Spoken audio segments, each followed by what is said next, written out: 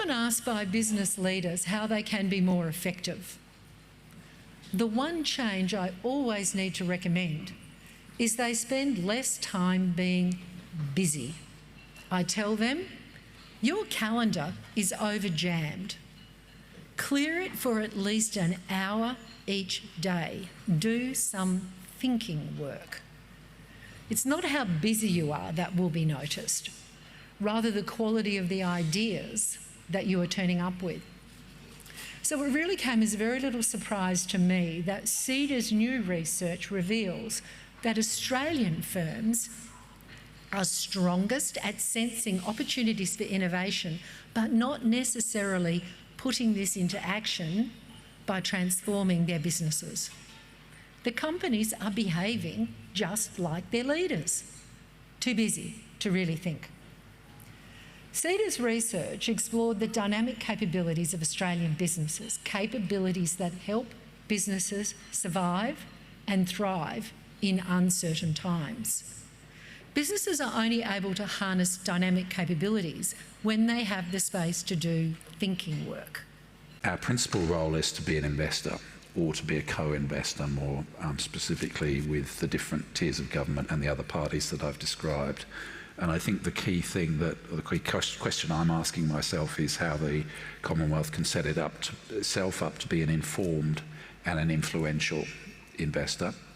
And part of the way in which it can do that is to be more strategically transparent than perhaps it has been in the past.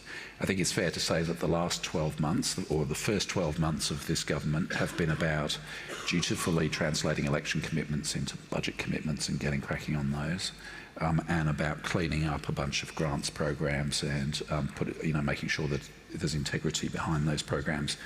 What I'd like to see as the head of the infrastructure department is a move over the next 12 months and in anticipation of the 12 months that beyond that, to have a much more transparent, strategic set of frameworks within which we're operating, which everybody can read, people in this room, our state and government partners. So that would go to the reconstitution of Infrastructure Australia, which has gone through the Parliament as a source of independent and public advice to the government.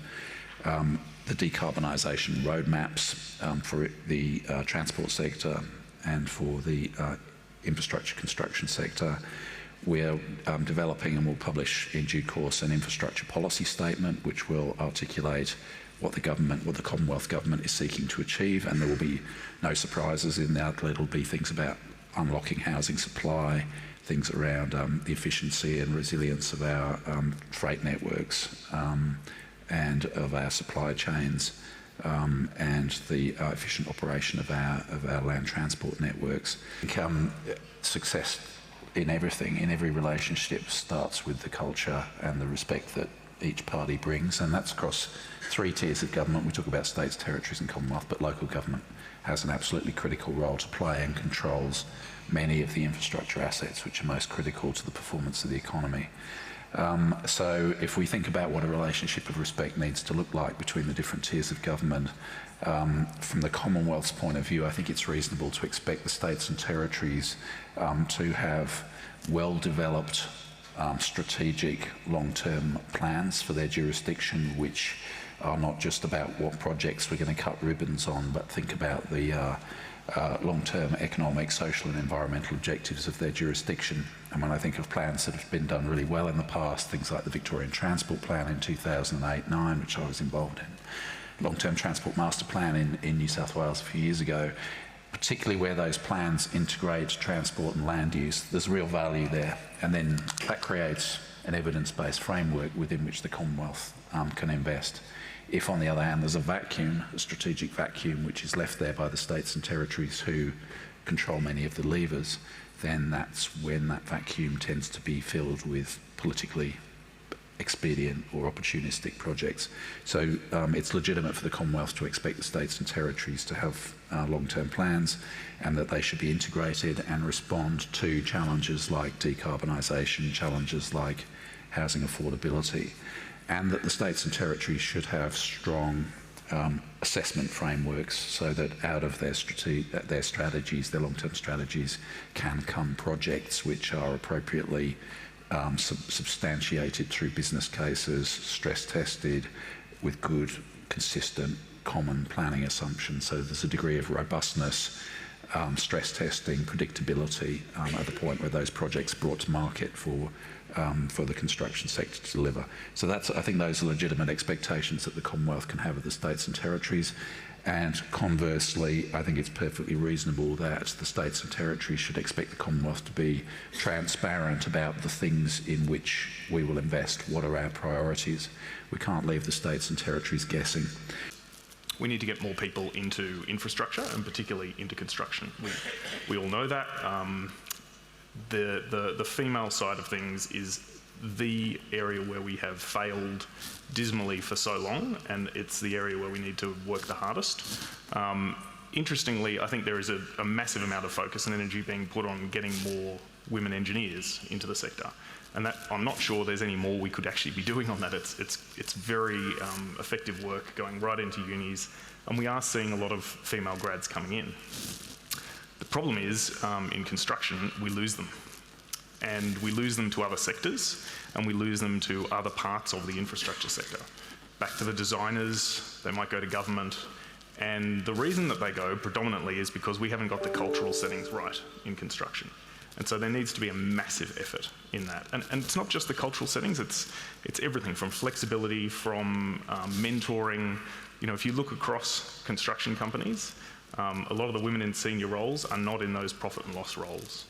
And so if you're a young engineer coming into a company like that and you think, well, one day I'd like to run a regional business, you haven't got someone to look up to in most of those cases. So we've got to do so much more. And there is a lot of work going on. Jim talked about it with the Construction Industry Leadership Forum. It's all good work, but we've just got to keep doing more and more. And the final thing I would say is the productivity side is the bit that we have missed.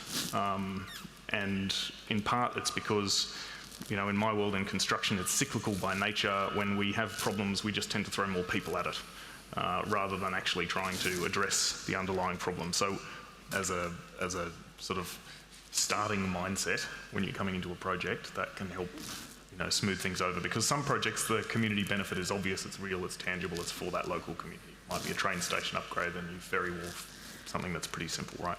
Other times that's less obvious. Energy is a good example, right?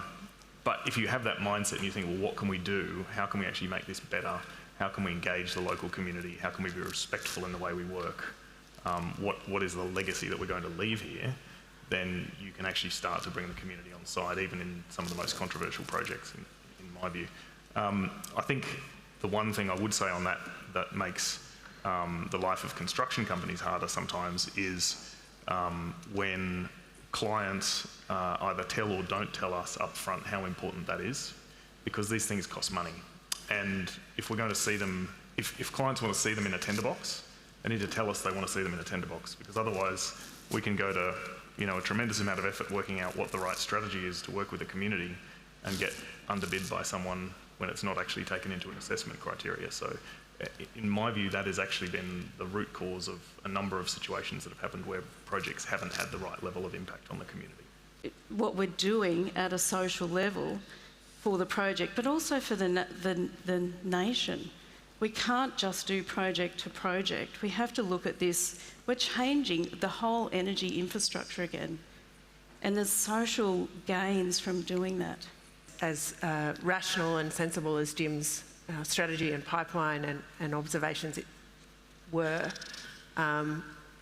social infrastructure's always the poor cousin of transport infrastructure, of energy infrastructure, utilities.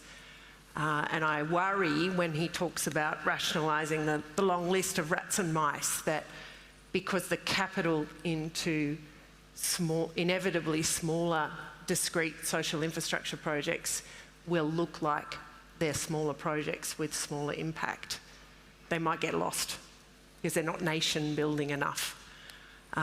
So my observation from listening to this is yes, think about the nation, but we need to remember always that infrastructure is not the end in itself. It is the means to an end for someone to get to work, return home, stay warm, have their children looked after, receive health care. we shouldn't be building any infrastructure unless we're really clear on what it's for and how it's going to make Australians' lives better. Enjoyed reading the dynamic capabilities report when that came out. I look forward to referencing it in the future in our upcoming research. But I think innovation is an area. The act of innovating, simply making changes that add value, is a real opportunity for federal governments, state governments, the way they work together, and with industry as well.